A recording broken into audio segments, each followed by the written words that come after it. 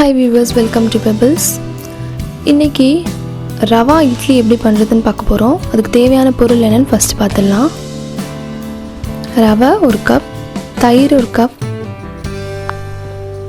வெங்காயம் 1 வெங்காயம் அரிஞ்சு வச்சுருக்கேன், 1 தக்காளி, கொஞ்சமாக சோடா மாவு, இஞ்சி திருகுனது, பூண்டு திருகுனது, சீரகம், பச்சை மிளகாய், அதுக்கப்புறம் கொத்தமல்லி. இது மிளகுத்தூள். ஒரு பவுல் எடுத்துக்கோங்க, அதில் ரவை சேர்த்துக்கோங்க, எடுத்து வச்சுருக்க தயிரும் சேர்த்துக்கோங்க, நல்லா மிக்ஸ் பண்ணிக்கோங்க. இப்போது கொஞ்சமாக தண்ணி சேர்த்து மிக்ஸ் பண்ணிக்கோங்க.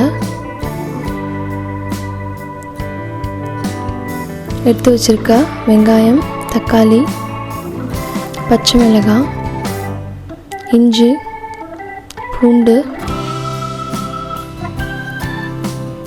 உப்பு,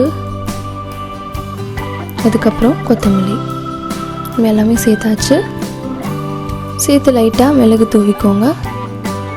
தூவிட்டு கடைசியாக கொஞ்சமாக சீரகம் போட்டுக்கோங்க. சீரகம் போட்டு நல்லா மிக்ஸ் பண்ணிக்கோங்க. உங்களுக்கு இட்லிக்கு எப்படி பதம் இருக்குமோ அந்த அளவுக்கு தகுந்த மாதிரி தண்ணி சேர்த்து நல்லா இந்த மாதிரி மிக்ஸ் பண்ணி வச்சுக்கோங்க.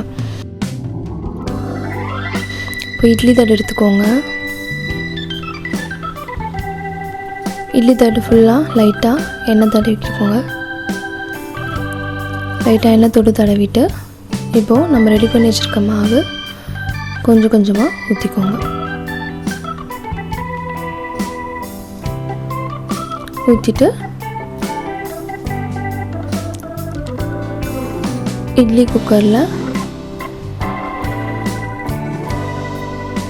கொஞ்சமாக தண்ணி விட்டு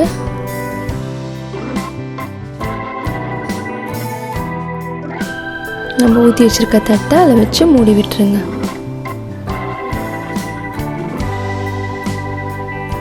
இது ஒரு 15 நிமிஷத்துக்கு மிதமான சூட்டில் நல்லா வேக வைங்க.